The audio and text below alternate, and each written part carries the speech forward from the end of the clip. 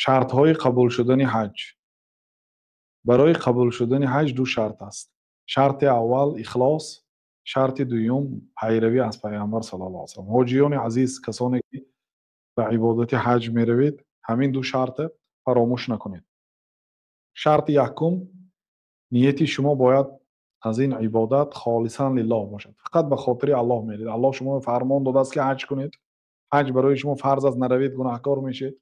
حج کسی که اگر میکند و رکنهایش به جا میبیارد، مکافاتش بهشت از گناهاش مغفرت میشد. غیر از این مکافات زیاد دارد. فقط به خاطر الله روید. این شرط اول. شرط دوم، طبق سنت پیامبر صلی الله علیه و سلم حج کنید. یعنی این دو شرط قبول عمل، نه فقط در حج، این در همه عمل ها، در صدقه هم، در نماز هم، در زکات هم، در تمام نوع عمل ها دو شرط دارد. اگر خواهید که عملتون قبول شد، این دو شرط اجرا کنید. یکمش خالصا لله باشد، دومش طبق سنت پیامبر صلی الله علیه و سلم باشد. پیامبر صلی الله علیه و سلم چگونه حج کردند، باید هم خیلی حج کنید. برای من شما همین خیلی جواب دهید که پیغمبر چیکار کردند، همون برای من گویید. یا سوال تید که برای خودتون پیغمبر صلی الله علیه و سلم کی مینا رفتند، کی مزدلفه رفتند، کی عرفات رفتند، در عرفات چیکار کردند، به فتوا دهنده ها، به سخنی راه بلد ها، این چیزا یک طرف ماند و سوال دهید که خب شما من این خیلی گفته ایستاده، لیکن پیغمبر چیکار کردند؟ گویید اگر میاد که خواهد عالما گفتگیان که آنه من عالما گفتن، لیکن پیغمبر چیکار کردند؟ بنابراین شما باید دانید که جناب رسول الله صلی الله علیه و سلم چگونه حج کردند. صفت حج پیامبر صلی الله علیه و سلم در کتاب‌ها هست و ما به قدر امکان ان شاء الله بیان میکنیم. الله تعالی در سوره زمر آیه 11 میگه که قل انی امرت ان اعبد الله مخلصا له الدین. ای پیامبر بگو به مردم که من امر شدم از جانب الله تعالی که الله تعالی را عبادت کنم، خالص دین را، عملهای دین را خالص برای الله تعالی کنم. خالص یعنی 100% برای الله تعالی. 99% برای الله و 1% برای خلق الله نه. باید عبادت 100% برای الله تعالی باشد. این امر الله هست، امری به اخلاص، این حق الله تعالی هست، اخلاص. برادرای عزیز، بنابراین از حاضر مجاهده کنید، یعنی با نفستان مبارزه برید. نفستان شیطان میگه که هر هفته بیا حاجی بابا شوی، و پیشین آمد کلمه حاجی اضافه میشه. درست نیست این کارا. خودتون هیچگاه حاجی فلان چی نگویید. این لقبی با این لین جای فخر نیست، بلکه آدم ها عبادت ها رو میکردن میترسیدن که قبول شد یا نه. آدم عبادتش پشت عبادتش آبروی و فخر و نسب نمیگیرد، فخر هم نمیکند، بلکه میترسد که الله قبول کرده باشد یا نکرده باشد. خب ببینید الله تعالی با پیغمبر صلی الله علیه و سلم چگونه خطاب کرده است. خطابی سخت. در سوره زمر آیه 65 الله تعالی میگه که قل اوحی ولقد اوحی الیک ولقد اوحی الیک. ای پیامبر صلی الله علیه و به تو وحی داده شد، در حقیقت به تو وحی داده شد. ولقد اوحی الیک و الی الذین من قبلک لئن اشرکت لیحبطن عملک ولتکونن من الخاسرین. ای پیغمبر به تو وحی داده شد و الی الذین من قبلک، و اون پیغمبرایی که از تو پیشتر پیغمبر کرده فرستاده شده بودند به اونها هم وحی داده شد. خبری الله تعالی آورده شد که لئن اشرکت لیحبطن عملک. اگر به الله تعالی کسی یا چیزی رو شریک آوردی، البته عملات حبطه میشد. حبطه یعنی بیهوده، بیکار میشد، صفر میشد. عملی صالحی کردگی 90% به خاطر الله کردی، 10%ش به خاطر مردم. همون 90% عملی کردگی حبطه میشد، صفر میشد. لئن اشرکت لیحبطن عملک ولا تکونن من الخاسرین، و از جمله ضرر دیدگان میشی. این گپ ببینید الله تعالی برای پیغمبرها گفته است. یعنی پیغمبرها عملهاشون خالصا لله میکردند و لیکن الله تعالی با آنها یادآوری کرده است که ای پیغمبر، ما به تو و به پیغمبرایی که تو پیش پیغمبر بودند ما وحی دادیم که اگر شریک آوردی به الله تعالی، کسی یا چیزی رو شریک قرار دادی، عملات بیهوده میشد. هر یک عملی که برای غیر الله ایجاد شده و یزمعل نیست و نابود میشه، از اون عمل فایده نیست. بنابراین برادرها عملهایتان رو خالص برای الله تعالی اجرا کنید. خب حدیث ابو امامه باهلی رضی الله عنه میگن که جاء رجل الى النبي صلی الله علیه وسلم فقال ارايت رجلا غزا يلتمس الاجر والذكر ما له. یا رسول الله صلی الله علیه وسلم من خبر دهید که یک مرد جنگ میکند. پیامبر صلی الله علیه وسلم در چندین جنگ ها اشتراک کردند، جنگ ها نبرد هایی که بین مسلمان ها و غیر مسلمان ها میشد و این جنگ بسیار ریسکی کلان است، احتمال یعنی این از همه مبارزه سخت و عملی وزنین، یعنی این عمل کسی اجرا کرده میتوند که ایمانش به درجه رسیده است که حتی به خاطر الله تعالی جانش دادن بهم راضی هست. سوال دادی مردک، میگه که یا رسول الله مردک جنگ میرد به خاطر یلتمس الاجر، ثواب هم میخواهد و ذکر هم میخواهد، یعنی آبروی هم میخواهد که نامش بگو فلانچی هم جنگ برفته است، اهل شهر گپ زنن که فلانچی کجا، فلانی کجاست، یه فلانی جنگ رفت، یعنی شجاع ناترس. خاصتا زنها سنا میگن به آن آدمی که ناترس است جنگ بمیرد و این چونین وقت کشته شودم رفتو نامش میماند و ذکر به معنای برای نامش بلند میشه. یک مرد در راه الله تعالی جنگ میکند، مرادش از این جنگ ثواب است و ذکر است، یعنی آبرو. ما له، برای این آدم چی هست، همین نیتی کردگیش چه میگیرد یا رسول الله؟ فقال رسول الله صلی الله علیه و سلم لا شیء لا، هیچ چیزی نیست برای او، ثواب نیست، صفر، نه ثواب است نه کباب، میمرد. خیلی اگر از جنگ برگشته آمد خیلی میگیرد، بله غنیمه میگیرد، حق میگیرد، ولیکن از نگاه دینی یگان چیز نیست، ثواب نیست، اجر نیست، مرتبه نیست. فاعادها 3 مرات، 3 مراتب تکرار کرد. یقول له رسول الله صلی الله علیه و سلم لا شیء له، پیامبر صلی الله علیه و سلم برای او در 3 مراتب میگه هیچ چیزی نیست براش، یگان ثواب نیست. ثم قال، سپس گفتن که ان الله لا يقبل من العمل الا ما كان له خالصا وابتغي به وجهه. الله تعالی از عملها فقط همون عملهایی را قبول میکنه خالص برای الله. خالص یعنی او شیری خالص کد از الله تعالی در قرآن. اگر در شریعت سیاهی افتاد به شیری خالص نیادکه، سفید نه یا سیاهی دارد. شیری خالص همون شیری که سفید یگون چی آمیخته نشده است، نه آب نه غیری وای، لبنا خالصا، شیری خالص است. یعنی عبادت خالص باید برای الله تعالی باشه، برای رازگی یگان خلق الله تعالی نباشه. وابتغی به وجه، رازگی الله تعالی اراده کرده شود. مقصد از اجرای این عمل رازگی الله تعالی را دریافت کردن باشد. روایت نسائی، شیخ ناصرالدین هم گفتن که حسن و صحیح، حدیثی صحیح است، حسن است. واقعا در حدیث مسلم الله تعالی مثال آورده فهمانیده است.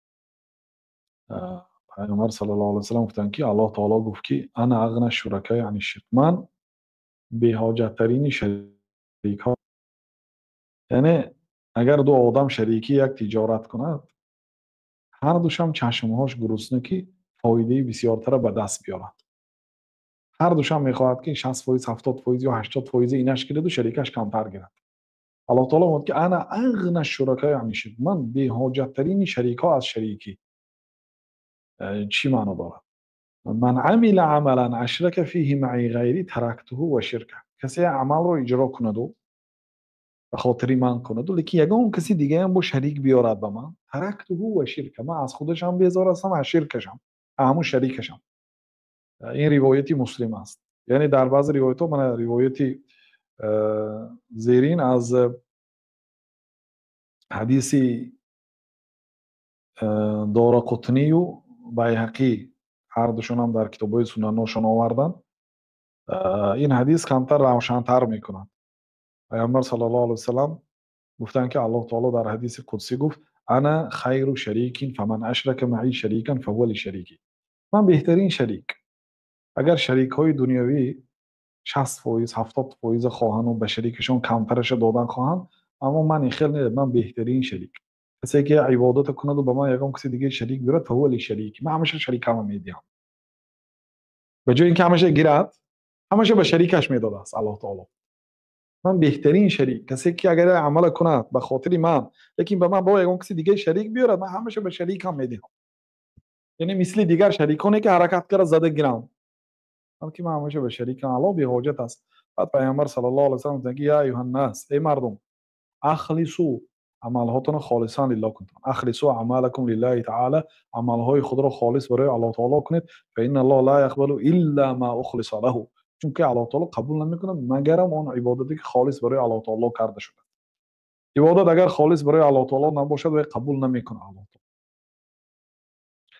بعد مثال آوردن ولا تقولوا هذا لله وللرحم فانها للرحم، نگویید که این به خاطر الله و به خاطر خویشاوندی، یعنی نگویید که این عمل به خاطر الله و به خاطر خویشاوندی نگویید که فانها للرحم، برای خویشاوندی هست، چون که خویشای اگر شریک بیارید الله تعالی میشه به خویشاتون میتید. وليس لله منها شيء، الله تعالی چیزی نیست. ولا تقولوا هذا لله ولوجوهكم، نگویید که این به خاطر الله و به خاطر شما، یعنی عمل نگویید که این به خاطر الله هست و به خاطر شما هم، روی خاطر شما کردم، اولش خاطر الله، دومش خاطر شما کردم بود، اگر نگویید آن خیر فین حال وجوهی، این برای روی های اونها الکه. وليس لله تعالی منها شیء، به الله تعالی چیزی نیست.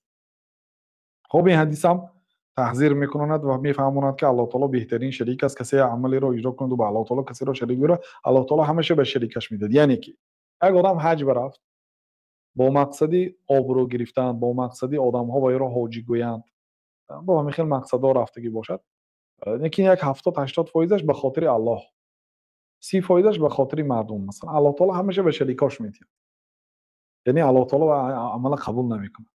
بنابراین این مسئله قلبی هست، این قلب کدی مبارزه میبرید. خب حدیث دیگر در مسند بزار است، حضرت ابو هریره از پیامبر صلی الله علیه و سلم روایت کرده، این حدیث قدسی است. الله تعالی میگه انا اغنى الشرکاء یعنی شرک، من به حاجت ترین شرکا از شرک هستم. من عمل لی عملا اشرک معی فیه غیری فهو شریکی، کسی که عمل کنه و به من دیگه کسی شریک بیاره و برای شریکم است. یعنی همش حدیثای به هم دیگر متقارب المعنا هست، ولی لفظه هاش میبریم تا اینکه مردم آگاه شوند. و واقعا شریک ها در دنیا خیلی که در بالا گفتیم کوشش میکنن شریک های همدیگه فریب دهند. در این باره الله تعالی در سوره صاد هم گفته است، آیه 24 و این کثیرا من الخلطاء لیبغی بعضهم علی بعض، و البته بسیاری از شریک ها بعضشون به بعضشون ظلم میکنن. شریک به شریکش ظلم، شریکی تجارت دارن یا شریکی کار دارن، زمین گرفتن، شریکی یک هکتار رو مهنت کردن، دهقانی کردن، باید حاصلاشو فروشن، باید شریکی برابری تقسیم کنن. لیکن بسیاری از شریک ها، نه همه، بسیاریش بغی میکنن، یعنی به شریکی همدیگه ظلم میکنن. الا الذين امنوا وعملوا الصالحات، غیر اونایی که ایمان آوردن به الله تعالی و روز قیامت و عملهای صالح میکنن، اینا به شریک خیانت نمیکنن. و قلیل ما هم، بسیار کم هستن اینا، یعنی شریکی پرهیزگار، شریکی که حق کس را نمیخورد کم است. خب یک حدیث دیگر از آیه شریکی، حدیث برای شما گوش راست میکنیم. حضرت ابو هریره از پیامبر صلی الله علیه و سلم روایت میکنن و این حدیث قدسی است. ان الله یقول، الله تعالی میگه که انا ثالث شریکین، من سیومین شریک ها هستم. ما لم یخون احدهما صاحبه، به شرطی که اگر همون دو شریک به یک دیگرش خیانت نکنند. فاذا خانه خرجت من بینهم، اگر خیانت شد من از بین میبرم. این حدیث اگر صحیح باشد دلالت به فضل شریکی میکنه. مثلا شریکی یک امارت برداشتید، 100 تا کوارتیر میشد، 50 تاش برای شریکتون، 50 تاش برای شما، شریکی کار کردید. یا زمین و محصولات و صرف و خراجات هست از شما، از یک شریکتون مهنت و زحمت یک ساله بر زمین کشت و کار میکنه، مهنت میکنه، حاصل به دو تقسیم میکنه. اگر کدام آدمی که شریکی کار کند، حدیث میگه که الله تعالی در این حدیث میگه که من، حدیث قدسی است، حدیث قدسی یعنی الله تعالی گپ میزنه، پیامبر صلی الله علیه و آله از الله تعالی روایت میکنه، قرآن نیست، سخن الله تعالی است لیکن قرآن نیست. انا ثالث شریک، من سیومین دو شریک ها، میگه دو کس شریکی کار کند منم کوش، منم هستم. ما لم یکن احدهما صاحبه، مادامی که یکی آنها صاحبش خیانت نکنه. اگر خیانت شد من از بین آنها میبرم. چی فایده دارد الله تعالی اگر شریک شود؟ خب اگر همین حدیث صحیح باشد، این حدیث ابو داود روایت کردن، حاکم روایت کردن، در مستدرک بر صحیحین و گفتند که هذا حدیث صحیح اسنادی ولم یخرجه. این حدیث صحیح است که بخاری و مسلم روایت نکردند. یعنی باید روایت میکردند و نکردند. قال ذهبی صحیح. امام ذهبی صحیح گفتند در کتاب تلخیص. خب این سه نفر ببین ابو داود صاحب سنن حدیث روایت کرده است. غالبا حرکت میکنه ابو داود که حدیث ضعیف نبیارد. حاکم در مستدرک آورده است. اگرچه متساهل است، الله تعالی رحمت کنه. لیکن امام ذهبی امام اهل حدیث است، حدیث صحیح گفته در کتاب تلخیص. ابن الملقین الله تعالی رحمت کنه که سال 804 گذشته است، میگن که هذا الحديث جيد الاسناد. این حدیث حدیثی خوب است، خراش حدیث در کتاب البدر المنیر. اینا آدمایی که حدیث صحیح گفتگی ها. لیکن دارقطنی 385 از دنیا گذشته. این کس علی ابن عمر شافعی بغدادی دارقطنی، این کس حدیث علت دارد، این حدیث بیماری دارد. ابن عبدالهادی رحمت الله علیه 744 گذشتن. این کس 39 ساله شده از دنیا گذشتن. بسیار عالمی کلام بودن، لیکن سبحان الله این کس هم نقل کرده وقت قیل انه منکرون، گفته شده است که همین حدیث منکر گفته شده است. یعنی حتی قائلش هم نگفتن، خودشون هم نگفتن، حتی نقل کرده در کتاب محرر فی الحدیث. و البانی هم ضعیف کرده در کتاب ارواء الغلیل. یعنی سه کس ضعیف گفته، سه کس صحیح گفته است. به هر حال آدمایی که صحیح گفتن متقدم تر و با قوت تر هستند. بنابراین بعضی استادانمون هم حدیث رو صحیح میگفتن. این حدیث صحیح باشد معناش این است که آدم خودش کار کند خوب است از نگاه تجارت، یا شریکی کار کند خوب است. شریکی کار کند خوب است. برای چی؟ برای اینکه شریکی کار کند الله تعالی سیومین اینا میشن. سیومین اینا که شدن الله تعالی هم که شریک شد، این تجارت برکه میواد. از مثال دو کس اگر تجارت کنید و یک آدمی پولداری کلان میلیونر یا میلیاردر گفت که من هم شریک کد، اگر آدم آرزو میکنه در خوابش میبیند شریک شدن با فلانیه، یعنی یک بیزنسمنی با قوت پولداری کلان شریک شود، این فایده شما شرکت شما علاقه از خیلی آدم ها عبارت است. امروز یک آدم خواندم سخنشه کجا شد و خلاصه اگر خطا نکنم خیلی نمیگم، مسئله های دنیوی است. خب الله تعالی میگه که من شریکی سیومین شریک هستم بین دو شریک ها. یعنی دو کس اگر شریکی کار کنند منم همراه هستم به شرطی که خیانت نشود. خیانت شد من میبرم. یعنی اگر خیانت نکرده دو کس شریکی کنند، این حدیث دلالت میده که برکت داده میشه در این تجارتشون. از نگاه علم اقتصاد هم اگر آدم شریکی کار کند خوب است. از کدام جهت؟ شریکش مثلا بعضی خصوصیت ها دارد، بعضی پیلوس های دارد که این شریک ندارد. این شریک بعضی خصوصیت هایی دارد که این شریک ندارد. هر دوش یک درگیش که مکمل میشد و تجارت پیش میرد به شرطی که خیانت نشود. یعنی از تنهایی شریکی بهتر است اگر شریکان خدا ترس باشند. خیلی که الله تعالی که و قلیل و ما خیلی شریکا کم هستند. خب شرط یکم در عبادت این است که به الله تعالی کسی را شریک نبیارد. در عبادت ها باید خالص برای الله تعالی کنید. حج هم از جمله. و دومین شرطش طبق سنت پیامبر صلی الله علیه و سلم عمل کنید. الله تعالی میگه که و ما اتاکم الرسول فخذوه و ما نهاکم عنه فانتهوا.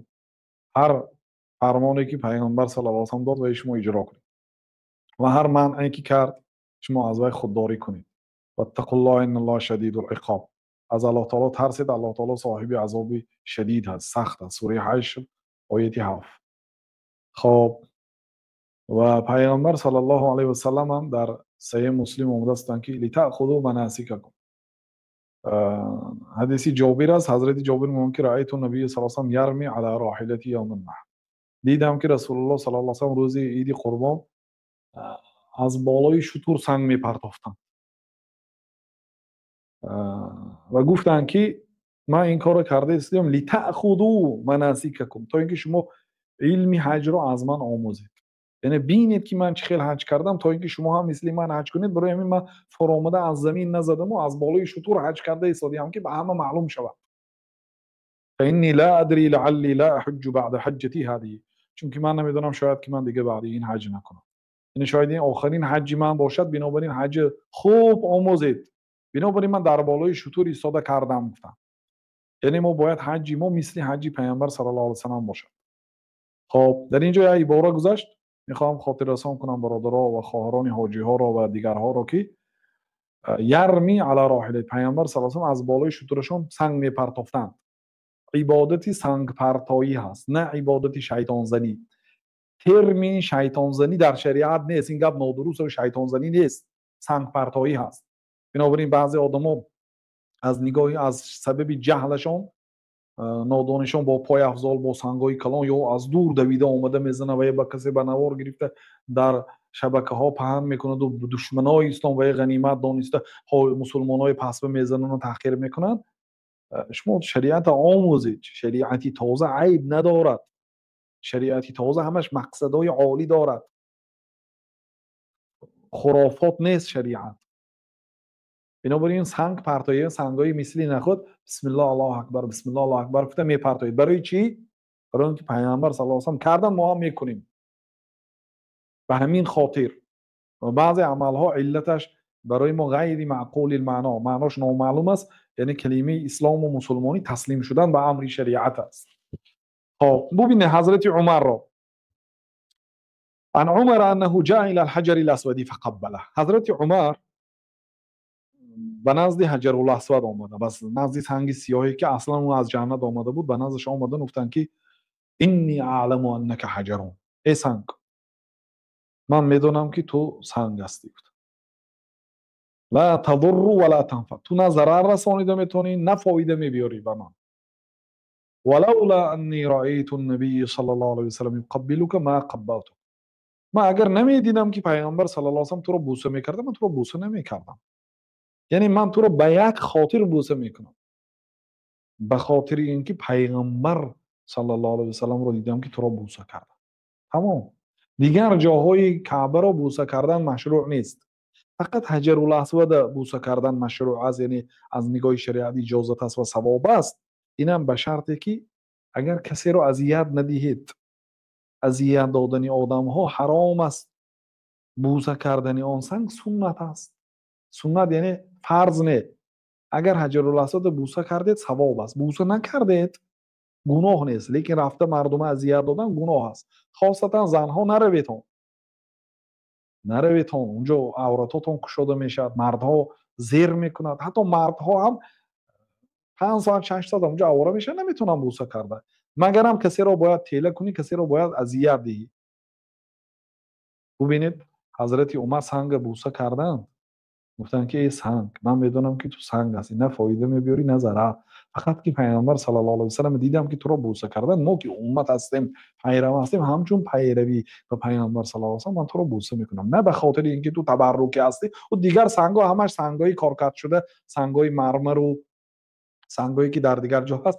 دینی ما دینی سنگ پرستی نیست، یگان سنگ ما مقدس حساب نمیکنیم. ولی حجر الاسود از جنت آمدگی است، اونم همون چند پاره هاش موندگی است. اون یا وقتی دزده رفتن مصری ها اینو یک قسمتش یافته آمدن شکستگی هاش در همون داخل چسباندگی است، سنگی کامل نیست.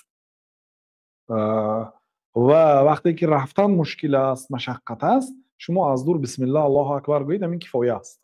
خیلی آدم سلامت کردن دشوار است، از دور سلام میکنید با اشاره سلام علیکم رحمت الله یا که السلام علیکم، همین خیلی بسم الله الله اکبر میگویید از رو بروش. رفته دستتون رسالیدن یا بوسه کردن شرط نه و حتمی نه این کار، چون که میرید گناهکار میشه یا اون کسی اذیت میده. اذیت دادن مسلمانو تاکید میکنیم که حرام است. خب و این چنین در حدیث جابر وقتی که پیامبر صلی الله علیه و سلم از عرفات به مزدلفه میرفتند، آرامانه راه گشتند و گفتند که مردم هم امرهم بالسکینه، مردم هم گفتند که آرام راه گردید، تیله تیله نکنید، تیز شتاب نکنید. فقط وقتی که به وادی محصر آمدن کمتر تیزتر حرکت کردند. وادی محصر وادی که ابرهه و پیروانش با فیلها آمدن برای ویران کردن کعبه، الله تعالی در همون موقع در همون منزل آنها را عذاب داد. در جایی که الله تعالی قوم‌های پیشینه را عذاب داده است، اونجاها جای راحت نیست. از اونجاها باید تیزتر گذریم. بنابراین کمتر تیزتر حرکت کردن و امر کردن مردم که سنگ ها رو مانند سنگ از نخود کلانتر و از لوبیا میده تر، همین خیلی سنگ چاوکتی سنگ پرتاب شد. اونجا حوض هست و داخل همون حوض سنگ میپرتایید. نامش خیلی گفتیم سنگ پرتایی، شیطان زنی نه. این ترمین نیست در قرآن و سنت، خیلی گپ نیست. بارها تاکید میکنیم کلمه شیطان زنی در شریعت نیست. اونجا شیطان نیست، خانه شیطان هم نیست. این عبادت است. درست است که حضرت ابراهیم در وقتش شیطان اومده وسوسه کرد، به سوی شیطانی حقیقی سنگ پرتافته بودن. لیکن اون ما امروز در جایی که پیامبر صلی الله علیه و سنگ پرتافتن، حالا این حکمتی سنگ پرتافتن هم حضرت عایشه بیان کردگی هستند رضی الله عنها و ارضاها، اونجا بیان میکنیم ان شاء الله. ما باید در حج ما به خاطر الله تعالی باشد. شرط های قبول حج دویمش طبق سنت پیامبر صلی الله علیه و باشد. سپس پیامبر صلی الله علیه و میگه خذوا عنی مناسککم، عبادت حج را از من آموزید. لعلی لا اراکم بعد عامی هذا، شاید که بعد این سال من دیگر شما رو نبینم. یعنی این الکی معجزه پیامبری بود که وقتی بازگشتشان الکی نزدیک شده بود، الکی 63 ساله شده بودن و بعد همین واقعا به 3 ماهش از دنیا گذشتن. بنابراین گفتن که عبادت حج را از من آموزید، چون که احتمال است که من دیگر شما رو بعد این سال نبینم. گفتن سنن بیهقی. این بود دو شرطی قبول حج. برادرایی که حج میرید و برادرایی که عموما هر کسی که یک عملی صالح میکنید، این دو شرط در نه فقط عبادت حج و عمره، در تمام عبادت ها برای قبول شدن همین عبادت دو شرط است: اخلاص و پیروی از پیامبر صلی الله علیه و آله. عملتان خالصا باید برای الله باشد و طبق سنت باشد. اگر خالصا لله باشد و طبق سنت نباشد قبول نمیشد. طبق سنت باشد و خالصا لله نباشد با قبول نمیشد. بنابراین کوشش کنید.